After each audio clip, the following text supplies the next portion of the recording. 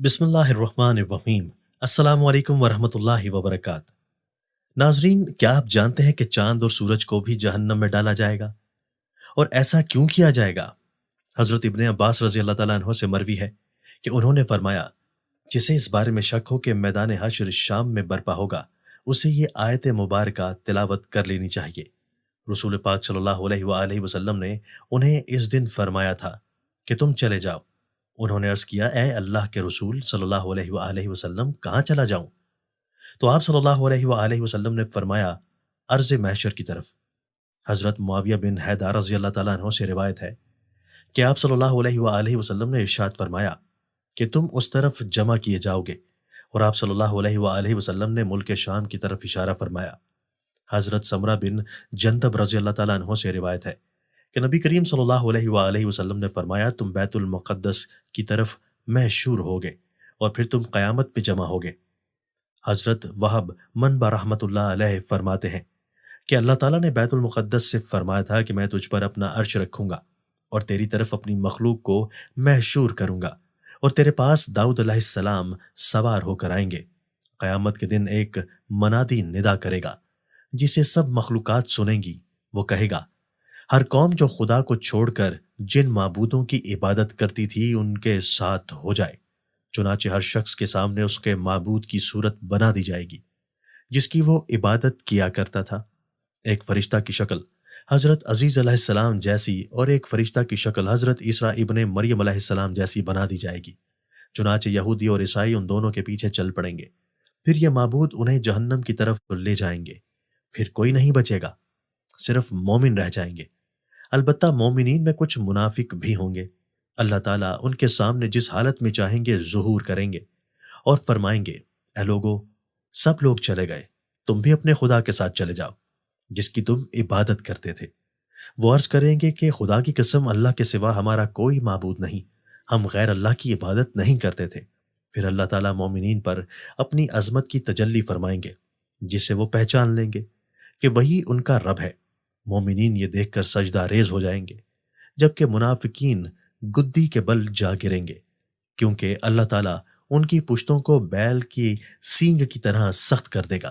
پھر اللہ تعالیٰ مومنین کو حکم دیں گے تو وہ اپنا سر اٹھائیں گے۔ حضرت ابو مریم رضی اللہ تعالیٰ عنہ سے روایت ہے کہ آپ صلی اللہ علیہ وآلہ وسلم نے اذا الشمس قورت کا مطلب یہ بیان کیا ہے کہ سورج کو بے نور کر کے دوزخ میں ڈال دیا جائے گا، اور اذا النجوم انقدرت کا مطلب یہ بیان کیا ہے کہ ستاروں کو توڑ کر جہنم میں ڈال دیا جائے گا، اور ہر اس معبود کو جس کی خدا کے سوا پرستش کی گئی دوزخ میں ڈالا جائے گا، سوائے حضرت عیسیٰ علیہ السلام کے اور ان کی والدہ کے۔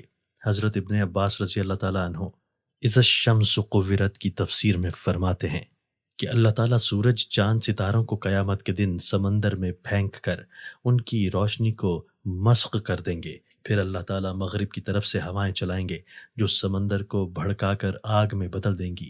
اور بعض حضرات نے یہ فرمایا ہے کہ جب سورج کو سمندر میں پھینکا جائے گا تو اس سے سمندر کھول اٹھے گا اور پھر آگ میں تبدیل ہو جائے گا۔ حضرت ابو ہریرہ رضی اللہ تعالیٰ عنہ فرماتے ہیں کہ قیامت کے دن سورج اور چاند بے نور کر دیے جائیں گے۔ حضرت ابی ابن قاب رضی اللہ تعالیٰ عنہ فرماتے ہیں کہ قیامت سے پہلے 6 نشانیاں ظاہر ہوں گی۔ لوگ بازاروں میں چل پھر رہے ہوں گے کہ سورج کی روشنی بجھ جائے گی۔ ابھی وہ اسی حالت میں ہوں گے کہ پہاڑ زمین پر گر پڑیں گے اور زمین لرزنے لگے گی، جس سے جنات گھبرا کر انسانوں کی طرف اور انسان گھبرا کر جنات کی طرف بھاگیں گے۔ جانور، پرندے اور درندے آپس میں غلط ملط ہو جائیں گے۔ ارشاد خداوندی ہے، جب جنگل کے جانوروں میں رول پڑے گا، یعنی ایک دوسرے میں مل جائیں گے، اور جب بیاتی اونٹنیاں چھٹتی پھریں، اور جب دریا جم کے جائیں، اس وقت جنات انسانوں سے کہیں گے، ہم تمہیں کہتے ہیں کہ سمندر کی طرف چلو۔ جب وہ وہاں پہنچیں گے تو آگ ہی آگ نظر آئے گی جس سے شعلے اٹھ رہے ہوں گے۔ لوگ اسی حالت میں ہوں گے کہ اچانک زمین پھٹ کر 7ویں زمین سے جا لگے گی اور آسمان پھٹ کر 7ویں آسمان سے جا ملے گا۔ تب ان پر ایک ایسی ہوا چلے گی جو انہیں موت کی آغوش میں سلا دے گی۔ حضرت محمد بن قاب رحمۃ اللہ علیہ کی روایت سے امام قرطبی رحمۃ اللہ علیہ فرماتے ہیں کہ قیامت کے دن لوگوں کو اندھیرے میں اٹھایا جائے گا اور آسمان کو لپیٹا جا چکا ہوگا، ستارے جھڑ جائیں گے، سورج اور چاند ختم ہو جائیں گے، اور ایک منادی آواز دے گا۔ لوگ اس دن اس کی آواز کے پیچھے دوڑیں گے، ارشاد باری تعالیٰ ہے۔ ترجمہ: اس دن پیچھے دوڑیں گے پکارنے والے کے، ٹیڑھی نہیں جس کی بات۔ آپ صلی اللہ علیہ وآلہ وسلم نے فرمایا، جب میں جنت میں داخل ہوں گا اور اپنے رب تعالیٰ کو دیکھوں گا تو اس کے سامنے سجدہ ریز ہو جاؤں گا۔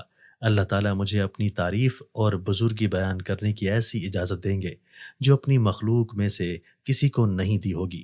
پھر اللہ تعالیٰ فرمائیں گے، یا محمد اپنا سر اٹھائیں، شفاعت کریں، آپ کی شفاعت قبول ہوگی، آپ سوال کریں، آپ کو عطا کیا جائے گا۔ جب میں اپنا سر اٹھاؤں گا تو اللہ تعالیٰ استفسار فرمائیں گے کہ آپ کیا چاہتے ہیں، حالانکہ اللہ تعالیٰ خوب جانتے ہیں۔ میں عرض کروں گا، یا اللہ، آپ نے مجھ سے شفاعت کا وعدہ فرمایا تھا، بس آپ جنتیوں کے حق میں میری شفاعت قبول فرمائیں تاکہ وہ جنت میں داخل ہو سکیں۔ اللہ تعالیٰ فرمائیں گے، میں نے ان کے حق میں آپ کی شفاعت قبول کی اور ان کو جنت میں داخل ہونے کی اجازت دی۔ اس ذات کی قسم جس نے مجھے حق کے ساتھ بھیجا ہے، تم دنیا میں اپنی بیویوں اور گھروں کو اس سے زیادہ نہیں پہچانتے جس طرح جنت والے اپنی بیویوں اور گھروں کو پہچانتے ہیں۔ بس ہر آدمی 72 حوروں سے ہم بستری کرے گا جنہیں اللہ تعالیٰ اس جنتی کے لیے پیدا فرمائیں گے، اور اولاد آدم علیہ السلام میں سے 2 عورتوں سے بھی ہم بستری کرے گا جنہیں عبادت خداوندی کی وجہ سے جنت کی عورتوں حوروں پر فضیلت حاصل ہوگی۔ ان میں سے پہلی سے یاقوت کے کمرے میں سونے کے تخت پر ہم بستری کرے گا جو موتیوں سے گھرا ہوگا۔ اس عورت نے ریشم کے 70 جوڑے پہنے ہوں گے۔ اگر جنتی اپنا ہاتھ اس کے دونوں کندھوں کے درمیان رکھ کر اپنے ہاتھوں کی طرف دیکھے گا تو اسے اپنا ہاتھ اس کے سینے میں سے اس کے کپڑوں، گوشت اور جلد کے پیچھے سے بھی دکھائی دے گا۔ نیز جنتی اس کی پنڈلی کے ایک گودے کو بھی دیکھ سکے گا، جس طرح تم میں سے کوئی یاقوت کی نلکی میں دھاگے کو دیکھ سکتا ہے۔ اس کی بیوی کا جگر اس کے لیے آئینہ ہوگا اور اس کا جگر بیوی کے لیے آئینہ ہوگا۔ جب وہ اپنی بیوی کے پاس ہوگا، نہ وہ اس سے اکتائے اور نہ اس کی بیوی اس سے اکتائے گی۔ یہ جب بھی اس کے پاس آئے گا اسے کماری پائے گا، نہ مرد کا ذکر سستی کرے گا اور نہ ہی بیوی کی فرج کو شکایت ہوگی۔ اس دوران انہیں ندا دی جائے گی کہ تم دونوں میں سے کوئی بھی سیر نہ ہوگا اور نہ ہی منی کا اخراج ہوگا۔ جنتی مرد سے کہا جائے گا، تیرے لیے اور بھی بہت سی بیویاں ہیں۔ وہ ایک ایک کر کے سب کے پاس جائے گا۔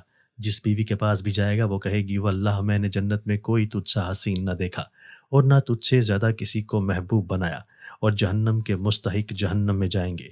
محترم ناظرین، کمنٹ باکس میں صلی اللہ علیہ وآلہ وسلم ضرور ٹائپ کریں۔ شکریہ۔